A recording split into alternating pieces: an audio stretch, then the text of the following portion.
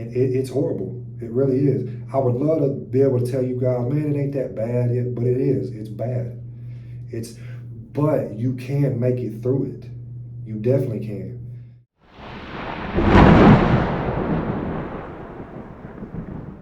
What's up, YouTube? Welcome back to my channel. You've seen the thumbnail and the title, so let's get right into it. This is one of those videos where I can't waste no time, because if you're going through withdrawals, I already know you want me to get to the point. So, what is fentanyl withdrawal like? One of the worst experiences I've ever been through, if not the worst experience I've ever been through in my life. So, with me, and something I want to say is it really depends on how dependent you are on this stuff. The timeline for people, everybody's different. But I remember when I first started using fentanyl and I wasn't that dependent on it, it would take me like 16 hours to start withdrawing. And the more and more dependent, the higher my tolerance got, the less that time frame went down before I would start withdrawing. It got to a point where I would start withdrawing within like 4 hours after my last hit. Like I would do a whole pill, and after that pill, I'd start withdrawing in 4 hours. And some of the first symptoms I would get, and one symptom that I never hear anybody talk about, I don't know if it's just me, but my ears would start popping. Weird, my ears would start popping. Some other symptoms I would get is, the runny nose. I would start sneezing, start sweating, start yawning like crazy. Body hurts, bones hurt, body chills, hot and cold.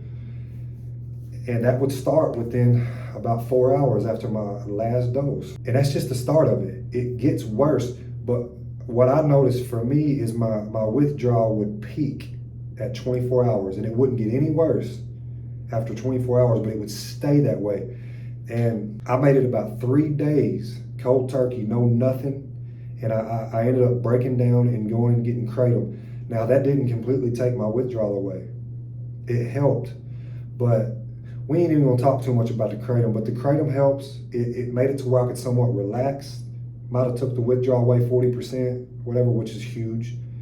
And the timeline of the withdrawal, it started getting better within about a week, but it wasn't gone at all. It took a good month for me to feel, not normal, but okay again. It took about a month. But I continued using the kratom. I ended up kind of getting addicted to the kratom, and I liked the way it made me feel, so I continued to use that, right? But this video was strictly about fentanyl withdrawal, and it's horrible. It really is. I would love to be able to tell you guys, man, it ain't that bad yet, but it is. It's bad. But you can make it through it. You definitely can. Let's talk about some more symptoms. Can't eat. I mean, I could eat, but I had to force myself just to eat the smallest little thing because I had to. I had to get some nutrition in my body.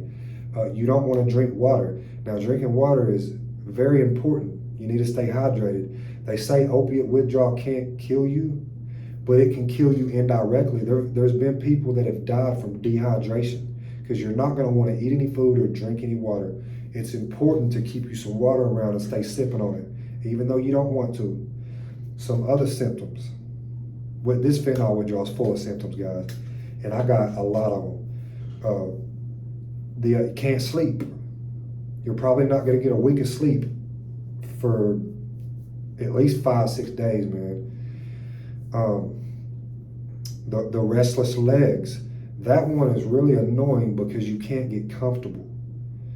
I would toss and turn all night.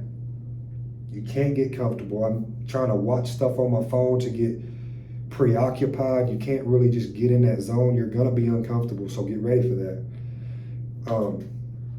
I couldn't really find anything that helped me, besides the kratom. Because the thing about kratom is it has opiate-like properties, so it soothes those opiate receptors. If you want to know more about kratom, I've got other videos on it. Go check my videos out. Like I said, I don't want to talk too much about it in this video. But the withdrawal, it sucks. You got to brace yourself, get ready for it. It's not fun. I used to withdraw all the time from fentanyl. You know, sometimes I would go a day or 2, 3 days maybe without it. You're gonna get really sick. The depression is out of this world. You're gonna be very depressed. But I want you to know that that doesn't last forever. None of this lasts forever. But you're gonna feel that way. You're gonna feel like it lasts forever, but it don't. The depression goes away. The anxiety's at an all-time high. You're not gonna have any hope for your life. You're gonna think everything's just gonna be this way forever. It's weird how you think that, but that's really the way you think, and it screws your mind up. It really screws your mind up. Makes you really depressed. Oh yeah, and if you get value out of this content, make sure you like, comment, and subscribe. I drop content related to drug addiction all the time. You know, I really try to help people get through their issues, and I keep it real with you. You know, I'm always gonna tell it like it is. Like I said, I would like to tell you that fentanyl withdrawal ain't that bad, but it's horrible. You know, it just is. So it's important to be ready for that and expect it, and know that you can get through it. It's nothing that you can't get through. It's just a really hard thing, and I would relapse. Your relapse potential is at a very high rate, because making it through that first week, you're gonna want to go use again, because the pain that you're going through, it's just hard to do that, especially when you know you can get on your phone and go get a fix real quick. Because let me tell you what your mind is gonna tell you is, man, just go fix this real quick. You can get clean tomorrow, and that cycle keeps going. Your mind is always gonna tell you, let's go get that fix. We can get clean tomorrow. We can start again tomorrow. Just for today, man. I just want to fix today, and we can start again tomorrow. And that becomes a never-ending cycle. You know, so you need to tell yourself that when you start to think, okay, man, I just need to get rid of this sickness today. Just know that that's the same thing you're going to tell yourself tomorrow, and the next day, and the next day, and you will fall into. So the best way to do it is to just stop. Another way you can do it, like, is go, if you've got the resources, you know, well, obviously go to rehab. I've never been to rehab. I didn't do it that way. Another option is go to a Suboxone clinic, methadone clinic, whatever. And that's a process, but it's usually like a 24-hour process. They want you to be in withdrawal, all that. And be careful with that though, because you can definitely go into a precipitated withdrawal, and that's even worse than regular withdrawal. You don't want to do that. Sometimes people need to wait 3 or 4 days to take Suboxone.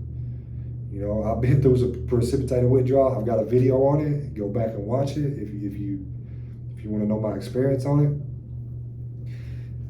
But yeah, guys, expect. And now, when I say a month, that doesn't mean that it's going to feel the same from the first day all the way to the end of the month. It gradually gets better through that month. When I say a month, I mean that about a month before you pretty much feel normal again physically. But after about 2 weeks, you will feel able to get up and go out and do things anyways. Like, you're not gonna, you'll be able to get some sleep and things like that after. Like, it's not the same as day 1, 2 weeks later, even a week later.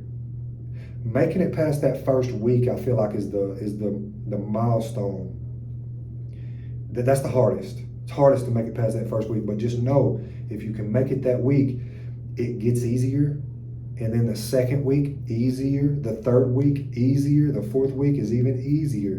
And then after that, you know, I'm not saying you're good. You're going to deal with post-acute withdrawal syndrome. Some people say that's the worst part. Some people say, I think it's all bad, you know, but as far as the physical part, you're going to be able to get up, go to work, and do things like that after, I would say after a week. It's still going to suck, but you'll be able to go to work after a week of not using anything. But yeah, you know, I think that's about it, man. That's pretty much the withdrawal. That's my experience anyways. Some people are different than others, but overall, everybody has somewhat the same experience. I mean, it sucks. Nobody's ever gonna tell you that, oh, it's easy, because it's not. It's just not. If you're going through it, man, I've got the deepest sympathy for you. Make sure you subscribe to my channel for motivation. You can hit me up on Instagram, talk to me, man. You know, I want to coach you through this. And yeah, like, comment, subscribe. You already know what it is, guys. I'm just a guy that decided to get on YouTube, share his life with the world, and as always, peace out.